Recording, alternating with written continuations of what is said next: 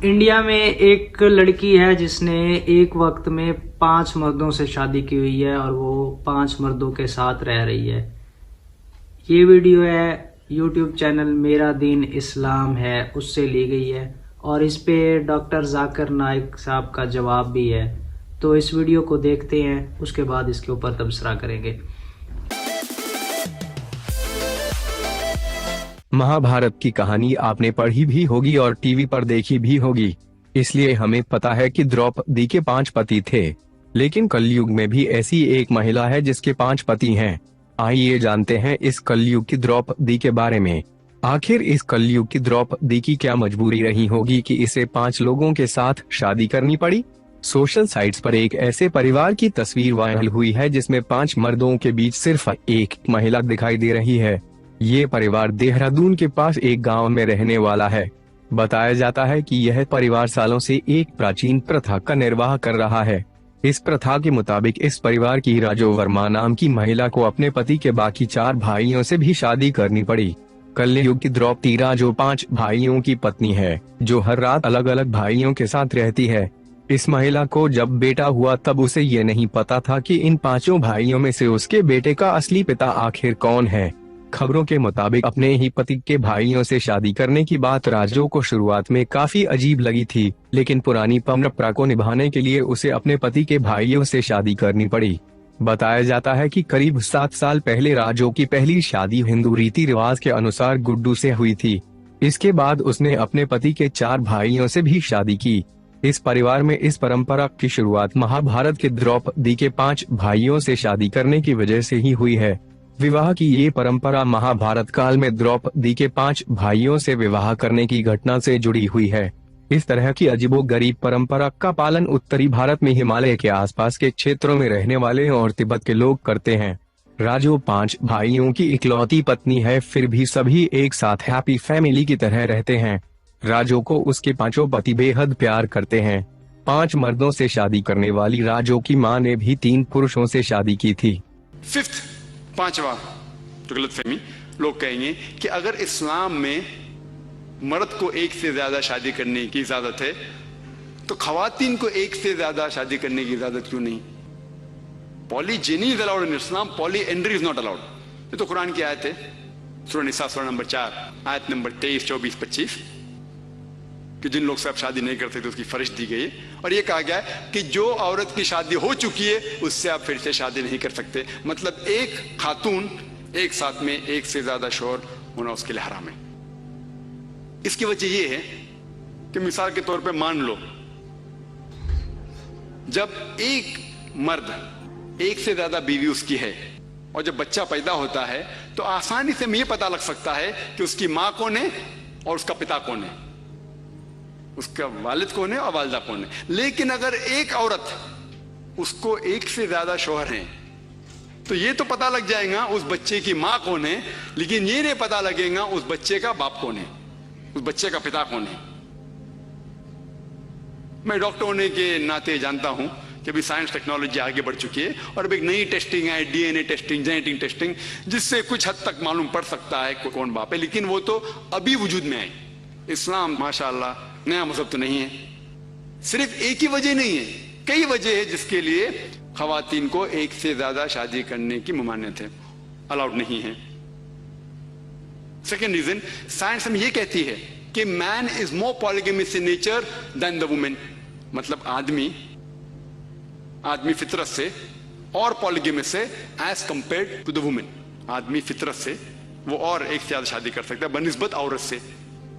और आज की साइंस ये कहती है कि अगर एक मर्द को अपना रोल करना है, अपनी जिम्मेदारियां पूरी करना है, उसे मुमकिन है कि वो एक से ज्यादा शौहर की जिम्मेदारी एक साथ में निभा सकता है। अगर उसकी एक से ज्यादा बीवी हैं तो एक से ज्यादा शौहर की जिम्मेदारियां वो निभा सकता है बनिस्बत एक औरत, क्योंकि उसको मेंस्ट्रुअल साइकिल होते हैं, there are mental changes going on specially in the menstrual period. जो हैज की हालत में जो मेंस्ट्रुअल चेंज होते हैं उससे मुमकिन ही नहीं है कि एक से ज्यादा शौहर की जिम्मेदारी वो झेल सकेंगे। और आज साइंस यही कहती है, मेडिकल साइंस, कि अगर एक आदमी है और उसके कई बीवियां हैं और माशाल्लाह सब लोग भरोसेमंद है, और उसके बावजूद कुछ प्रॉब्लम नहीं होंगे। लेकिन जब एक औरत होती है और उसके एक से ज्यादा शौहर है और सब अगर ईमानदार है, एक औरत है जिसके एक से ज्यादा शौहर है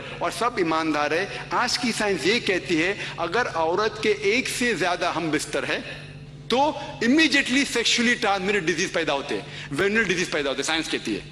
जो एक मर्द के एक से ज्यादा बीवी है तो ये नहीं होता, ये साइंस कहती है। तो साइंटिफिकली भी a man can have more than one wife but a woman can not have more than one husband. Mike number 1 से अगर कोई भाई हो सवाल करना चाहते हो तो कर सकते हैं। नमस्कार जाकिर साहब, मैं एक हिंदू हूँ और टीचर भी। मैं मराठी अनुवाद का कुरान पढ़ रहा हूँ। उसमें लिखा है एक पुरुष अनेक स्त्रियों के साथ शादी कर सकते। और दूसरा मेरा सवाल है जी और तीसरा मेरा प्रश्न है, पहला प्रश्न क्या है? पहला प्रश्न मेरा ऐसा है, नेचुरली एक पुरुष एक ही स्त्री को न्याय दे सकता है, लेकिन कुरान में लिखा है एक पुरुष एक से ज्यादा स्त्रियों के साथ शादी कर सकता है। हाँ, स्त्री। हाँ, मैं सुनने में ना मैं जी हाँ। लेडीज। तो आपका सवाल है कि कुरान में लिखा है कि एक से ज्यादा औरत से शादी कर सकता है इंसान। कर सकते। तो आप उसका जवाब चाहते हैं?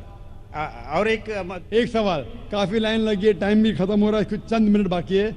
इस सवाल का जवाब भी बहुत ज्यादा है, आपके पहले सवाल का जवाब दूंगा। भाई साहब ने पूछा है कि एक पुरुष एक आदमी एक ही औरत से शादी करता है, लेकिन कुरान में लिखा है कि एक से ज्यादा से कर सकते, तो इसकी वजह क्या है?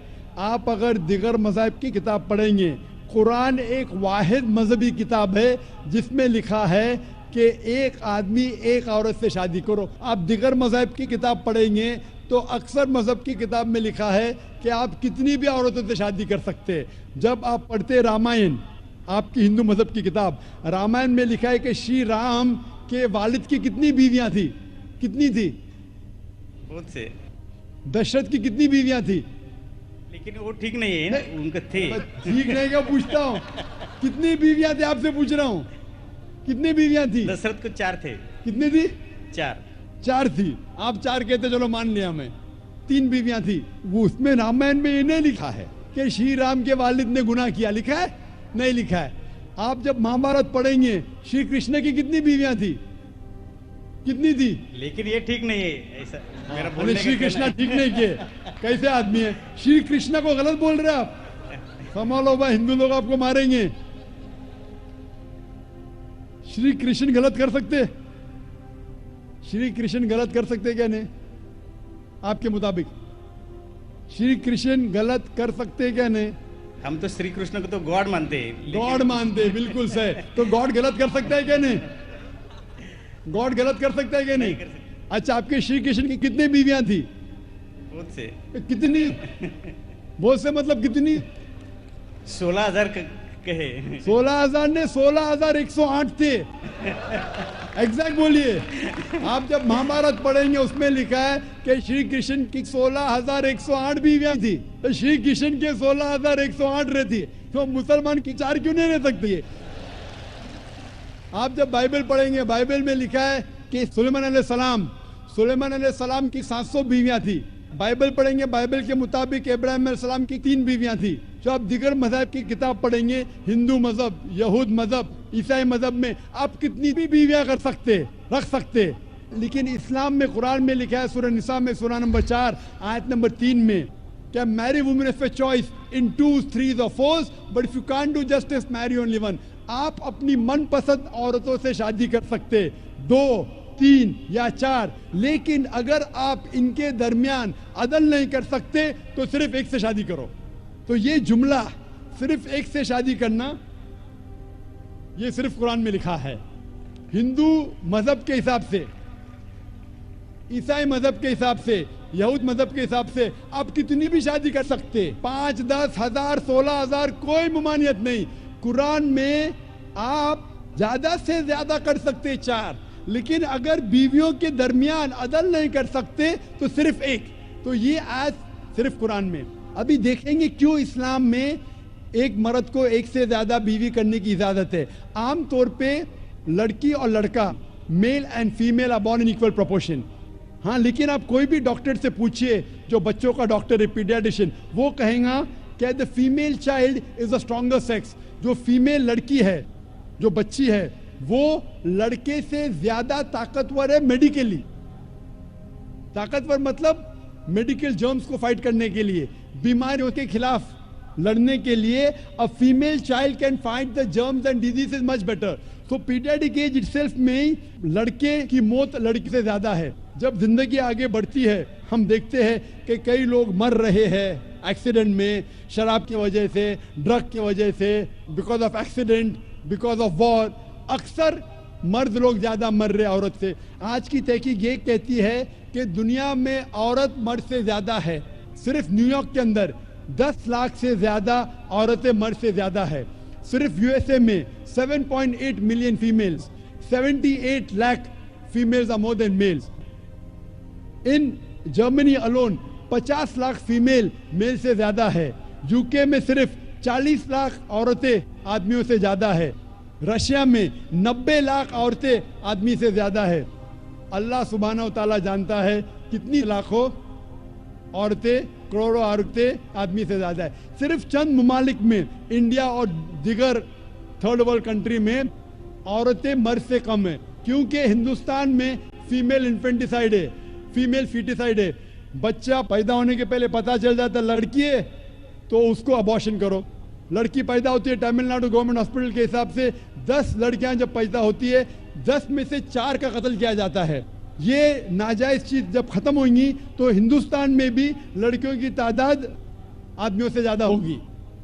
हम जब तहकीक करते पता चलता है कि दुनिया में करोड़ों औरतें मर्द से ज्यादा है। मिसाल के तौर पे आपकी बहन या मेरी बहन यूएसए में रह रही है और मार्केट सैचुरेटेड है, हर आदमी ने एक औरत से शादी कर दी, फिर भी 78 लाख 7.8 मिलियन फीमेल को शोहर नहीं मिलेगा।